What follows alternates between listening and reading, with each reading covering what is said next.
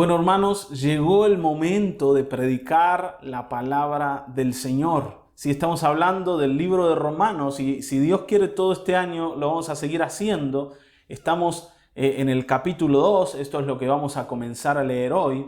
Pero venimos de comenzar a ver un diagnóstico acerca de la humanidad bastante desalentador. Bastante desalentador. Porque Pablo comienza a explicarnos el Evangelio, y ese es el propósito de la carta de los Romanos, explicarle a la iglesia de Roma aquello que Dios ha hecho en el Evangelio, y este Evangelio, que es poder de Dios para salvación, que ellos tienen que conocer, comienza mostrándonos la condición perdida y en destrucción total del ser humano, de la raza humana. El Evangelio que nosotros sentimos que conocemos porque es como lo más básico, lo más común dentro de la iglesia, tiene que ser entendido por nosotros hoy de la manera correcta, para que no caigamos en un error que Pablo nos dice estamos tal vez a punto de cometer. Pablo el otro día, hablando del domingo pasado, nos explicaba que el hombre está totalmente perdido y preso de la ira de Dios porque habiendo recibido la revelación de la existencia de un Dios a través de la creación y habiendo recibido la capacidad de entender el mensaje que la creación da, no ha querido reconocer a Dios ni ha querido darle gracias, sino que se ha envanecido en sus propios razonamientos y decidió cambiar a Dios por los ídolos. Y allí comenzó toda una decadencia tremenda que terminó destruyendo la humanidad del hombre. Y cuando digo la humanidad hablo de la dignidad de la que Dios lo revistió al ser humano. Porque recuerden que hablábamos de que el Señor creó al hombre a su imagen y a su semejanza. Y esto es justamente lo que el hombre termina destruyendo, la imagen de Dios en él. Y hablábamos de cómo la perversión se metió en medio de todos nosotros a tal punto que incluso comenzamos a deshonrarnos unos a otros y cada uno a sí mismo. Y cuando Pablo explica esto, tiene delante un público que en algunos casos se identifica con lo que Pablo está describiendo, porque puede decir, la verdad es que a mí me ha pasado esto, y yo sé que estoy perdido, y yo sé que he degradado mi vida, y yo sé que necesito a Dios, porque hasta ayer he vivido sin Él.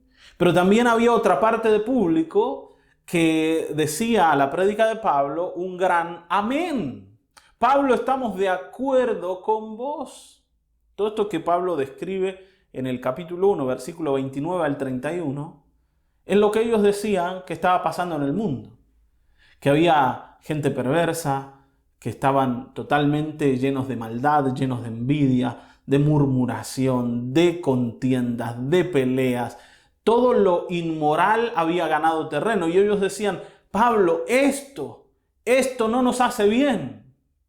Hermanos, hay gente que ve en el Evangelio una buena prédica, porque sienten que el Evangelio, vamos a decir, predica un grado de moral elevado, ¿no? O un estándar moral elevado que hoy la sociedad necesita. Y es verdad que lo necesita. Pero justamente eso que ellos ven y por lo que creen que el Evangelio es útil, hace que ellos sientan que no necesitan el Evangelio porque ellos ya son todo lo que deben ser. Ya son todo lo bueno que deben ser. Sienten que el Evangelio en realidad hay que predicárselo a los pecadores de los cuales ellos no forman parte. Y Pablo va a atacar ese pensamiento. Y le va a hablar a un supuesto hombre que está allí delante de él con esta idea. Es verdad que hay gente mala en el mundo, pero yo no soy de esas personas. Yo no necesito que me hablen de salvación, ya que nunca he hecho nada para perder mi salvación. Si Dios me viniera a encontrar, me encontraría como un amigo, no como un enemigo. Yo no me he perdido como esos perversos, ¿no? Como el otro día hablábamos, ¿no? Los homosexuales, los que se echan con varones, los que han degradado su sexualidad, los que han engañado a sus mujeres, los que, ¿no es cierto?, han cometido actos viles como el homicidio. Nosotros no somos de esa gente, nosotros no defraudamos a nadie, nosotros no hemos hecho mal a ninguna persona, al contrario, siempre hemos hecho cosas para ayudar a los necesitados, hemos dado de lo que tenemos. Así que Dios tendría que felicitarnos, no venir a reprocharnos nada. Pero es verdad, Pablo, que afuera hay gente que de verdad necesita escuchar lo que vos predicás. No somos nosotros. Y entonces Pablo les va a hablar a ellos en el capítulo 2, y esto es lo que vamos a leer. Acompáñame a la lectura del capítulo 2, versículo del 1 al 5. Vamos a comenzar a hablar de este capítulo con estos 5 versículos iniciales, ¿sí? 5 versículos iniciales. Dice, por lo cual eres inexcusable, oh hombre, quien quiera seas tú que juzgas, pues en lo que juzgas a otro, te condenas a ti mismo, porque tú que juzgas, haces lo mismo. Mas sabemos que el juicio de Dios contra los que practican tales cosas es según verdad. Y piensas esto, oh hombre, tú que juzgas a los que tal hacen y haces lo mismo, que tú escaparás del juicio de Dios. ¿Piensas esto, que escaparás del juicio de Dios? ¿O menosprecias las riquezas de su benignidad, paciencia y longanimidad, ignorando que su benignidad te guía al arrepentimiento?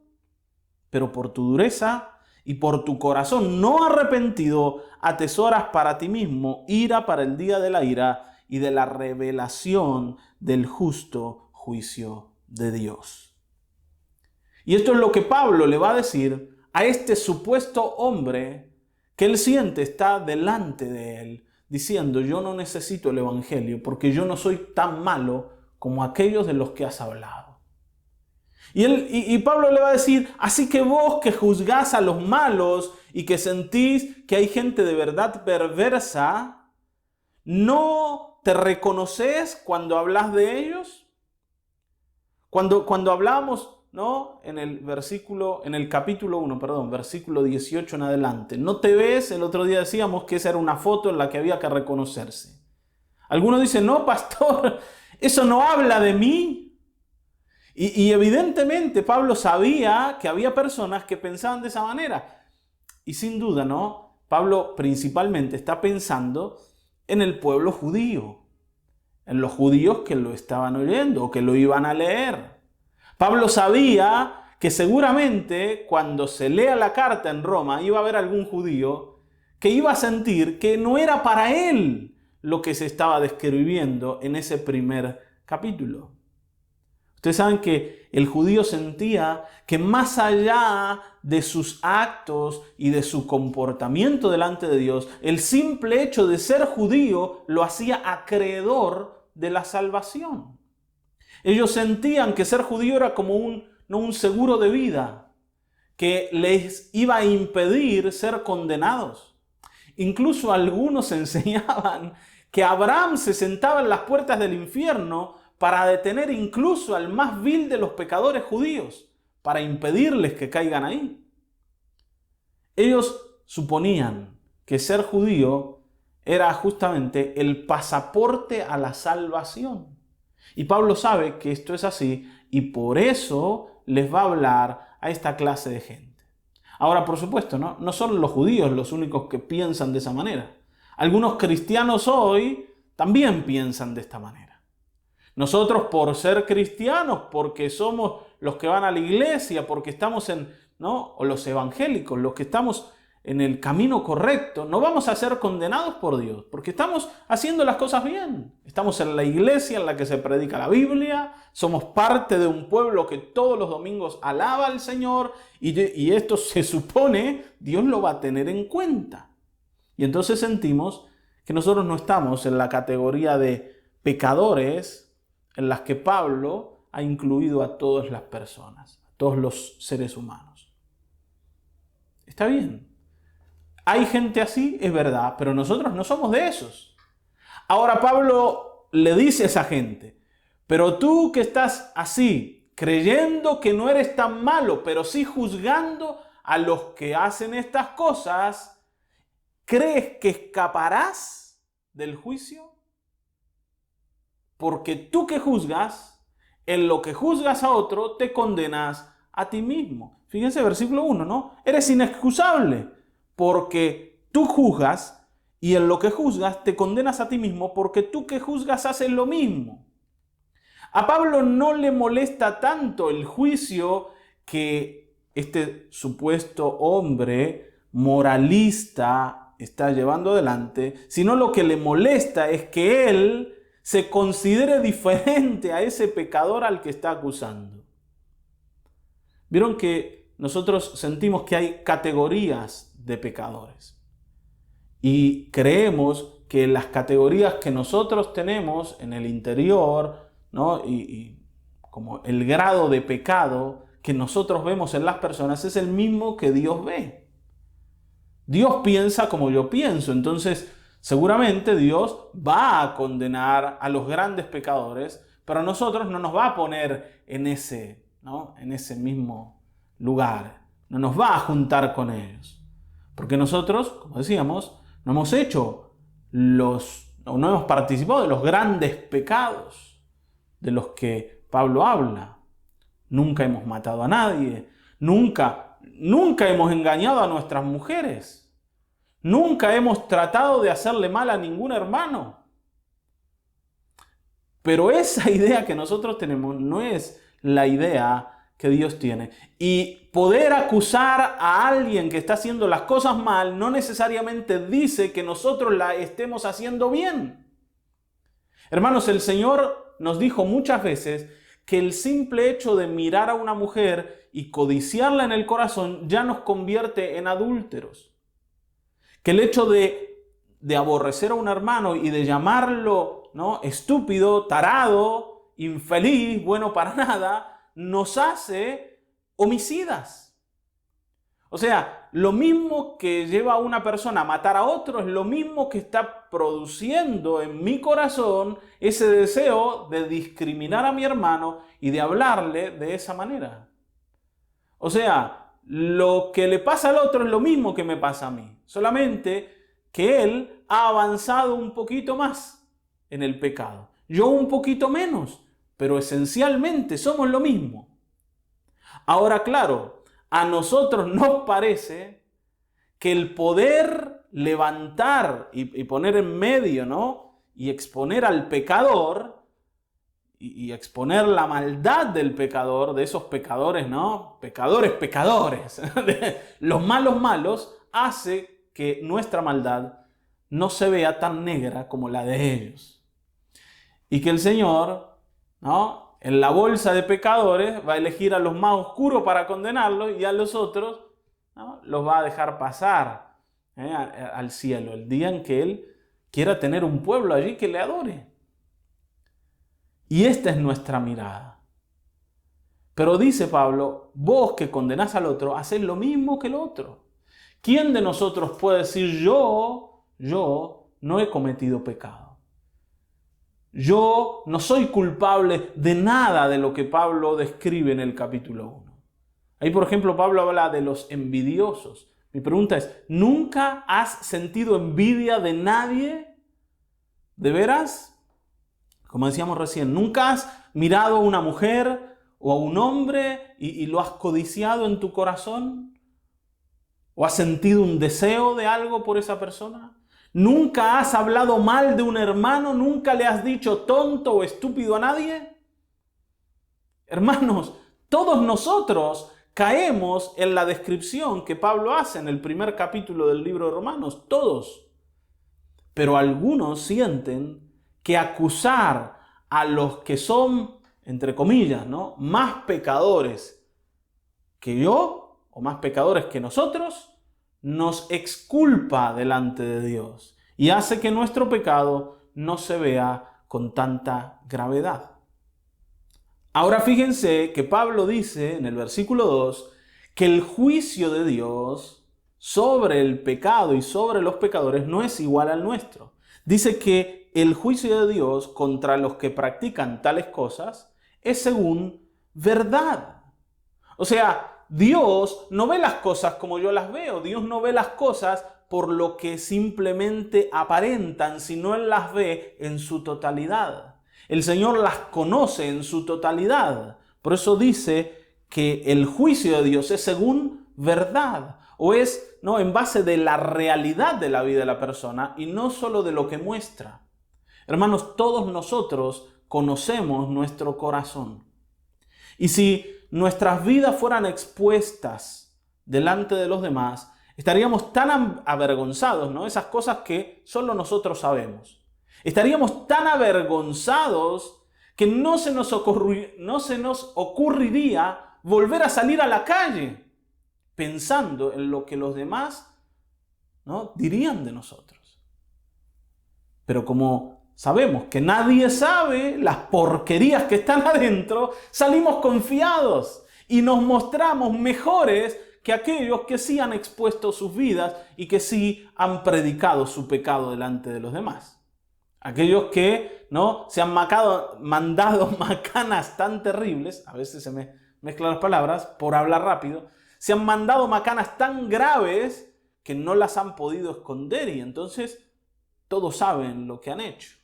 Pero como a nosotros nadie nos conoce y estamos ocultos detrás de esa fachada de bondad, de perfección, de hermosura, estamos tranquilos y no nos sentimos en peligro.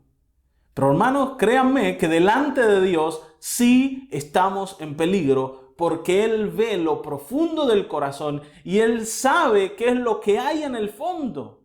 Aunque nadie lo pueda ver, Él lo puede ver. Por eso dice la Escritura que un día Dios va a juzgar los secretos de los hombres.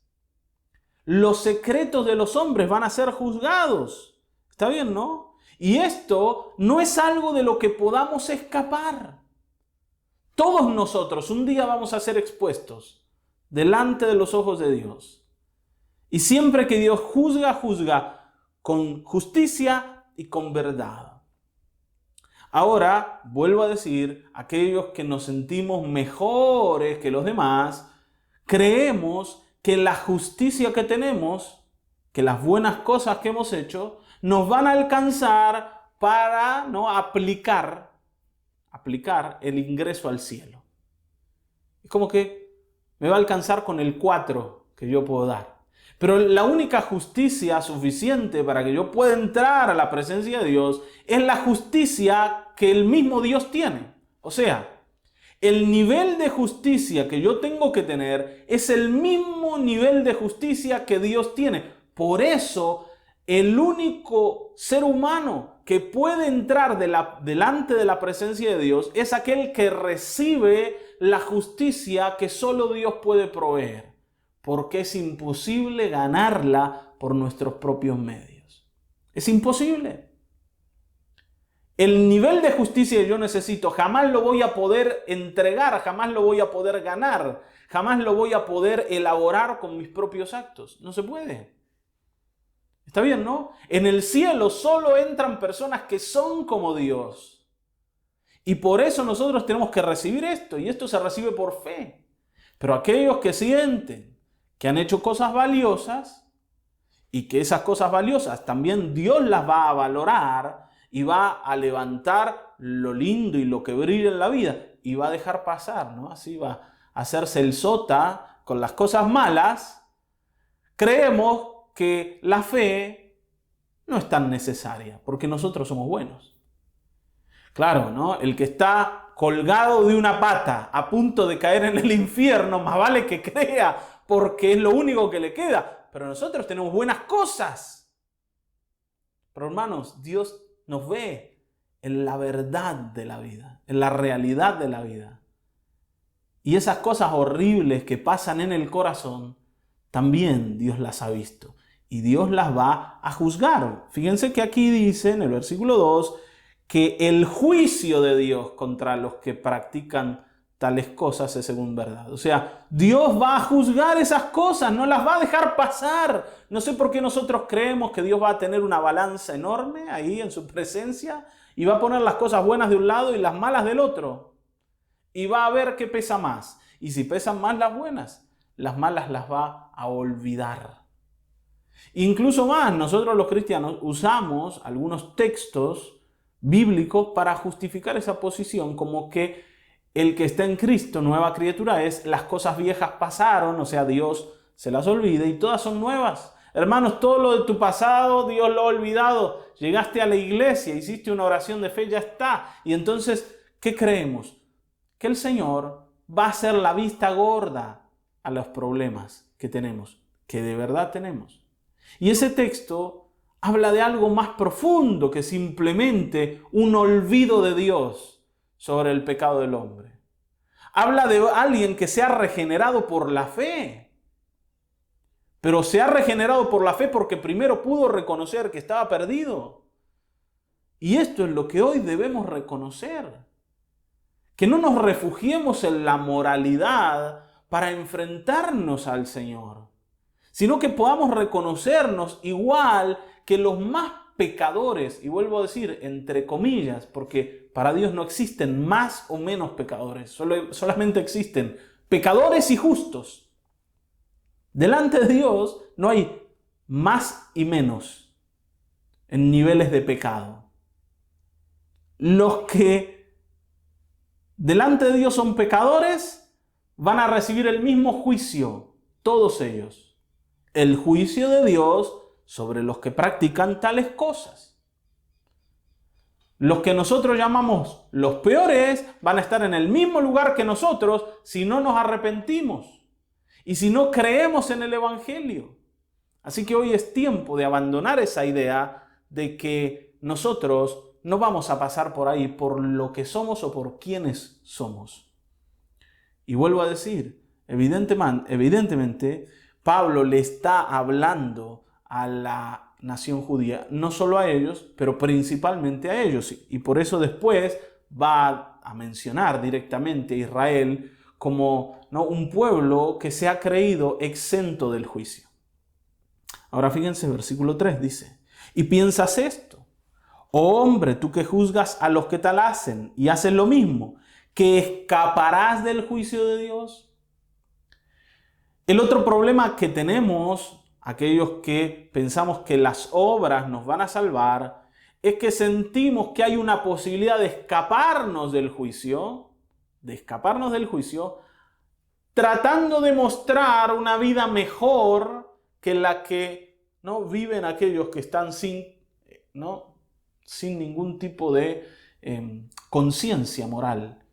Y creemos nosotros que el poder presentarnos como buena gente nos evita pasar por allí. Juan, el Bautista, le decía a aquellos judíos, fariseos que venían delante de él, así, con apariencia de gente santa y de gente celestial, les decía, generación de víboras, ¿quién les enseñó a huir de la ira venidera? ¿Ustedes piensan que se van a escapar porque vienen acá, con pinta de creyentes, con saco y corbata, con la Biblia abajo del brazo? ¿Piensan que eso les va a evitar el juicio?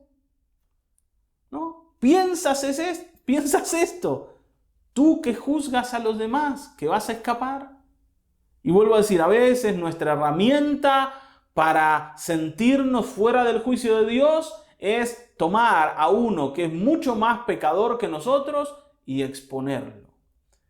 Y esto nos ha pasado como iglesia. Y no hablo de Restauración y Vida, sino hablo de la iglesia en general. Muchas veces la iglesia se ha vuelto una iglesia legalista, súper exigente con las personas, justamente para esconder el pecado que la misma iglesia tenía dentro. Hemos acusado a los que se equivocaban para no exponer nosotros nuestro pecado. Porque, hermanos, cuando yo encuentro a alguien a quien condenar y yo me convierto en juez de esa persona, estoy ¿no? Directamente o indirectamente, diciendo que yo no merezco el juicio ¿no? que Él merece a causa de que yo no he hecho lo que Él ha hecho. Y cuando pongo a alguien en el banquillo, ese se convierte en el receptor del juicio y todos los demás somos aquellos que estamos libres de culpa porque acá hay un pecador que muestra lo que es el pecado. No sé si me estoy explicando. Una iglesia legalista es una iglesia que esconde el pecado. Porque si nosotros entendiéramos bien la gravedad del pecado delante de Dios, valorizaríamos mucho la gracia de Dios y valorizaríamos mucho la misericordia de Dios y la obra de la cruz, y eso nos llevaría a ser más misericordiosos con los demás, porque sabemos que como nosotros hemos sido salvos de un gran juicio a causa de nuestro pecado, los demás también pueden recibir lo mismo. En cambio, cuando nos volvemos jueces, nos sentimos mejores y creemos que en realidad toda la maldad del mundo está allá y no está acá. Está en el hermano que está, ¿no?, sentado 3 sillas para allá, pero nosotros no somos tan malos. Y entonces por eso lo juzgamos, porque nos vemos diferentes. No somos iguales. Cuando entra un pecador por la puerta, ¿no? ¿Vieron que hay gente que, ¿no?, el pecado es como que se le ve de lejos? Lo predica, a veces hasta en los ojos. Se ve que la persona está viviendo una vida perdida. Cuando nosotros vemos a una persona así y no nos sentimos identificados con la persona y no la vemos igual que nosotros, no podemos amarla como debiéramos amarla y no podemos predicarle el evangelio a causa de que nos volvemos jueces y no nos volvemos personas que vean al otro como alguien que necesita la misma misericordia que nosotros hemos recibido. Y este es un método para querer escapar de ese juicio de Dios. Es decirle al Señor que nosotros no necesitamos la salvación del evangelio a causa de que tenemos la nuestra. Y por eso Pablo dice en el versículo 4 que el que hace esto menosprecia las riquezas de su benignidad, de su paciencia y de su longanimidad, ignorando que esa benignidad nos guía al arrepentimiento. Y que esto es justamente a causa de nuestra dureza y de nuestro corazón no arrepentido, en el versículo 5. No somos igual que los pecadores. Y una de las cosas que nosotros usamos para, ¿no?, como para afirmar esto, es que a nosotros el Señor nos ha bendecido. No sé si a ustedes alguna vez les pasó de sentir que Dios estaba con ustedes porque las cosas en la vida iban bien. El Señor me ha bendecido económicamente, me ha bendecido familiarmente, el Señor me ha guardado la salud y hasta ahora no me he enfermado de nada importante y por eso yo creo que Dios va conmigo y que el Señor está contento conmigo y por eso me bendice. Pero Pablo dice, no te confundas. No importa que no seas como el pecador que entra por la puerta, ¿no?, en el culto buscando desesperado ayuda. No importa que no tengas los problemas matrimoniales que tienen los vecinos de enfrente, de los cuales ya te has enterado. No importa que te vaya bien en la vida y tengas una buena casa y un buen auto, y no como otros que pelean por llegar a fin de mes. Dios no está más contento con vos ni te va a salvar a causa de eso, sino al contrario, Dios te está dando un mensaje mostrándote su bondad y esperando que eso te haga entender que necesitas buscarle vos más que los demás. Porque el Señor te ha tratado con misericordia. ¿Está bien, no? Yo necesito más al Señor porque el Señor me ha bendecido y me ha mostrado que es bueno conmigo. ¿Cómo no lo voy a buscar? Por eso Pablo dice, ¿ignoras que las riquezas de su benignidad, todo lo que te ha dado, lo único que está haciendo es tratando de acercarte con cuerdas de amor para que te humilles y le busques porque te va a salvar? No está esperando el Señor que vengas todo orgulloso a decir, yo soy el preferido de Dios. Y por eso yo no estoy en la misma categoría que aquellos a los que les va mal en la vida. Me acuerdo cuando nosotros empezamos la vida matrimonial con Laura, ¿no? Y junto a otros matrimonios que se habían casado en el mismo tiempo que nosotros, empezamos a experimentar que las cosas eran más duras y más difíciles de lo que pensábamos. Y empezamos a sufrir la vida, ¿no? Nos iba mal en lo económico, no nos entendíamos del todo con Laura, y entonces empezamos a ver que los problemas empezaban a crecer.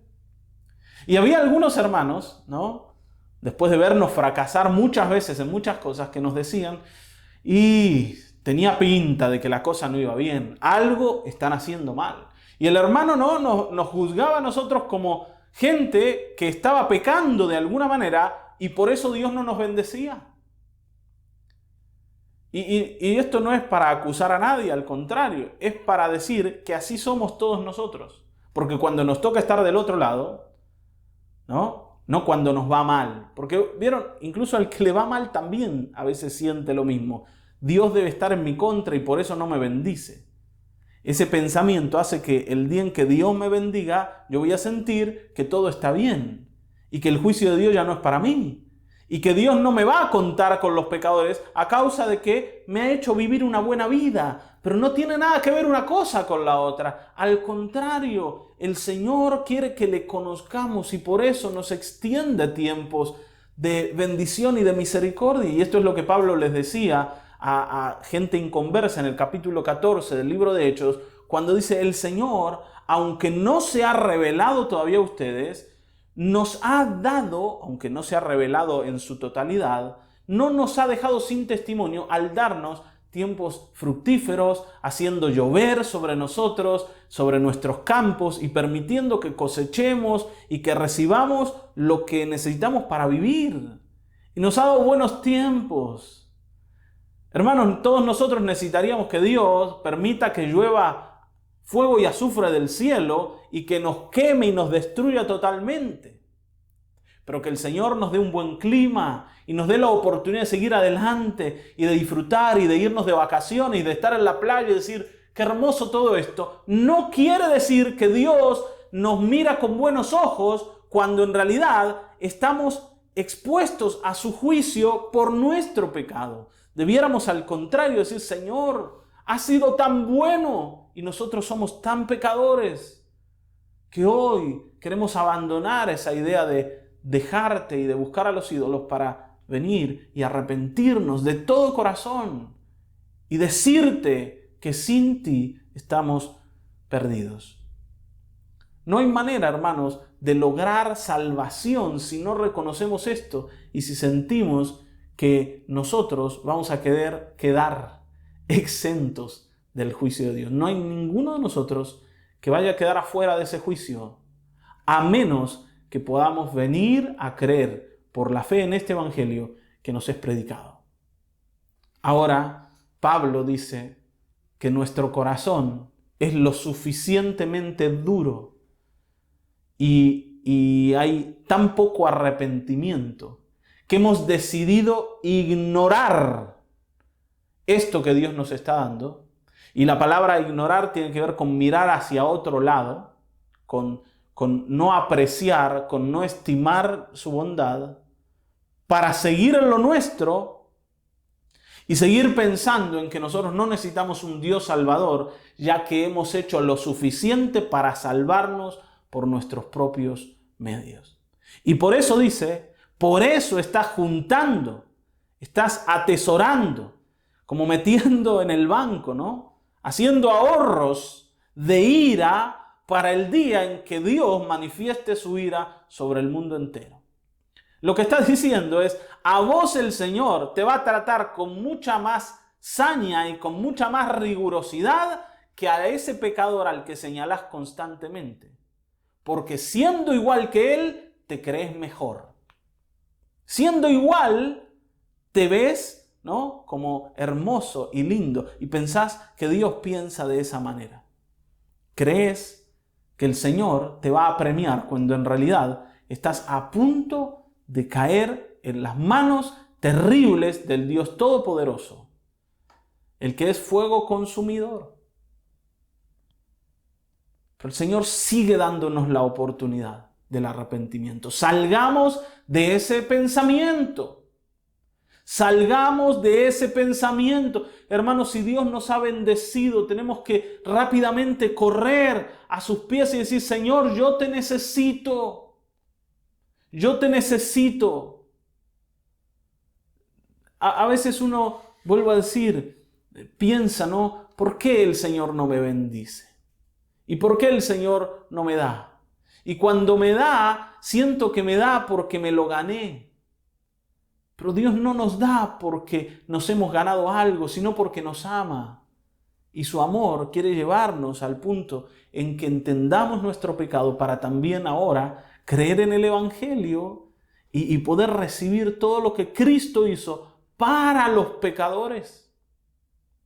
Para los pecadores. El Señor decía: yo no vine a llamar a justos, sino a pecadores al arrepentimiento. Y cuando nosotros somos de esa clase de pecadores, es que podemos ser llamados por Dios y podemos oír la voz del Señor. Y termino con esto. Siempre les hemos hablado de Isaías capítulo 61. Y en Isaías dice que el Espíritu de Dios está sobre mí. Y me ha enviado Dios. Y ahí habla el Señor Jesucristo. Me ha enviado el Señor a predicar las buenas nuevas a los abatidos, a vendar a los quebrantados de corazón, a traer libertad a los cautivos y abrirle la cárcel a los presos. El Señor me ha enviado para ellos. Y siempre hemos dicho esto, ¿no? Hermanos, si nosotros no somos abatidos, si no estamos quebrados en el corazón, si no somos de los cautivos o no estamos presos, el Señor no vino para nosotros. Si esa es nuestra condición inicial, Jesús es para mí. Si no es esa mi condición, entonces yo no necesito a Cristo. Y si yo no llego a Dios a través de Jesucristo, quien es el único camino, lo único que me espera al final es la ira y el juicio de Dios revelado para todos los pecadores, porque yo voy a estar allí contado con ellos.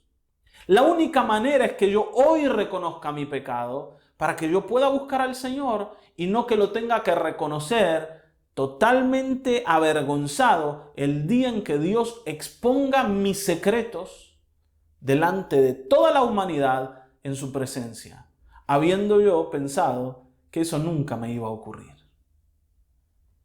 Es tiempo de salir del moralismo, del legalismo y de la acusación para venir al Señor y decir: Señor, yo necesito tu misericordia.